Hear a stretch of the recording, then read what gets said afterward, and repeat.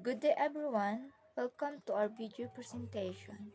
In this video, we are going to discuss our proposed database project entitled NSTP Info System. I'm Elizabeth Coral and here's my co-members. Maria Micaelumi Asur, Sandra May Delpino, Giselle Paladan, and Sheila Marie Villarreal. Okay, let's begin. Every year, all students are required to complete one of the NSTP components as a requisite for graduation. Recording the data about the enrollment in NSTP is very helpful to identify, update, and gather other data for NSTP. It's very useful for identifying new strategies for more effective enrollment process in NSTP components. An STP program aims to help the young people in their physical, moral, spiritual, intellectual, and social well-being, as well as their military readiness and service ethics, while they are enrolled in one of the three program components. As a student, we prefer to know how to process the NSTP enrollment for each student who select their choices in each component. So we won't be to buy any more to proceed because it's easy for us at school.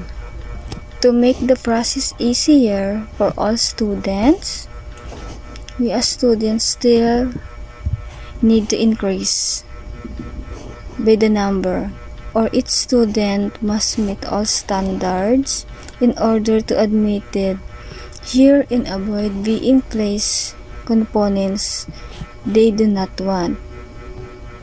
So every student who enrolls or completes their coursework here is required to abide by the laws stated in the NSTP. I'm Maria Micaelumi P. Asor, and here are the business rules of the NSTP info system. For enrolling in the NSTP, the student must apply in one of the types of the NSTP component.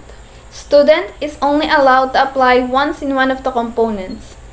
Each student is identified by the student ID and has the following details: name, course, year level, date of birth, contact info, address, and PBOX account.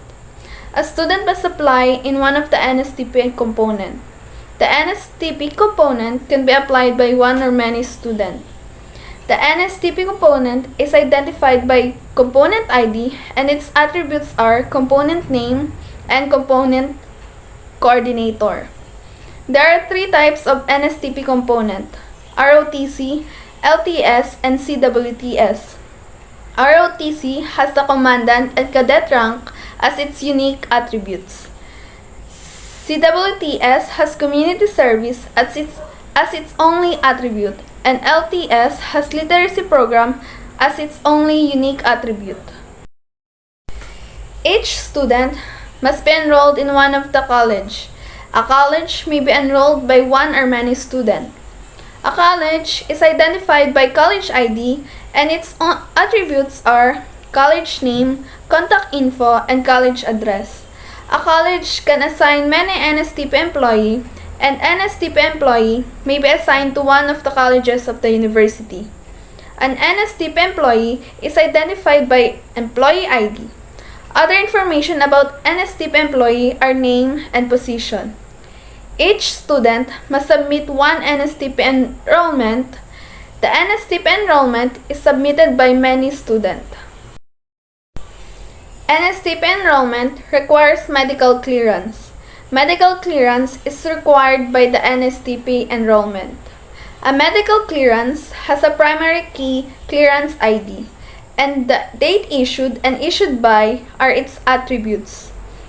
An NSTP employee may process one or many NSTP enrollment, and NSTP enrollment may be processed by an NSTP employee.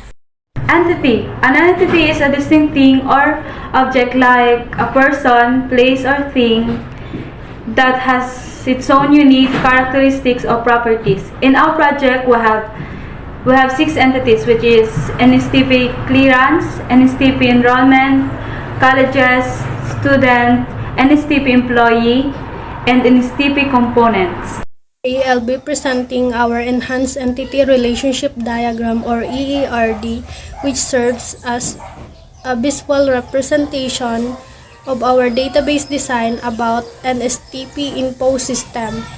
Now we have student entity contains a unique identifier, primary key, student ID, including the attributes name, course, etc., following with the foreign key college ID, foreign key component ID, which unique key in other table that establish a relationship with a primary key, ensuring that values in the foreign key columns is correspond to the values in the primary key in the reference table.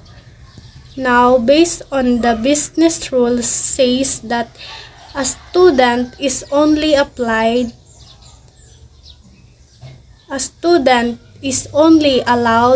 to apply once in one NSTP component, and an STP component can apply many students. An STP component is a supertype connected to the small circle, and the line connect history subtype, the ROTC, CWTS, and LTS.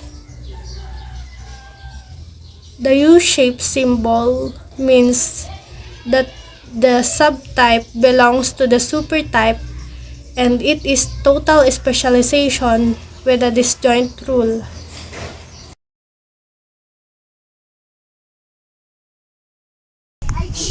So,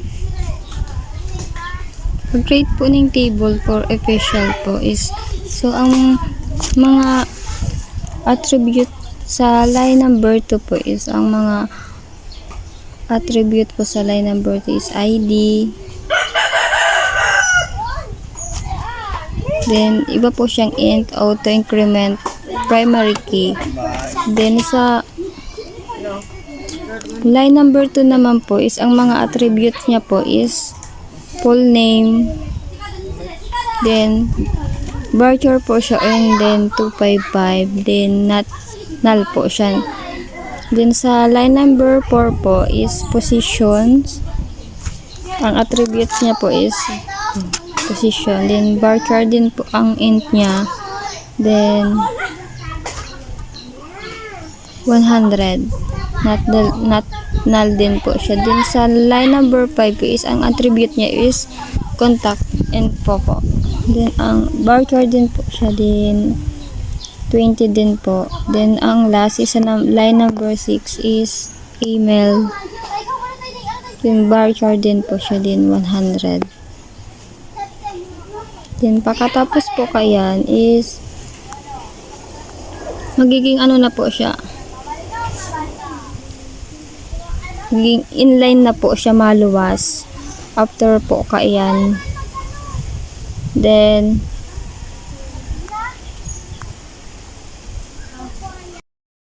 Insert. In the SQL tab, type the keywords insert into, or just click the insert button below and choose the table that you want to. I chose the table officials. By clicking the insert button, insert into officials, and all the attributes of officials appear. Also, value also appear. The type of official ID is integer, so the official ID should be in number. I type 1. In value 2, full name is varchar, so we need to put a character or letters. I put Rico Blanco. In value number 3, position is varchar, so I put commander. Value number 4, contact information or contact info is integer, so I put numbers 0959 1167 430. Lastly, email is varchar, so I type blanco1@gmail.com. After this, click go and make sure there are no errors in your query. Now, you inserted all the informations you wanted. The SQL queries that assigned to me is select statement. Select official ID, full name, position, contact info, email from officials.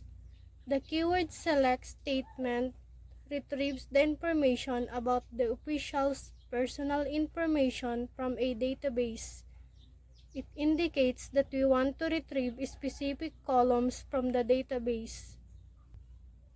Keyword from specifies the table from which we want to retrieve the data. These queries will retrieve only the specified columns: official ID, full name, position, contact info, and email from the official table. In SQL, the delete statement is used to remove rows from a table based on specified condition. It's like removing specific entries from a list.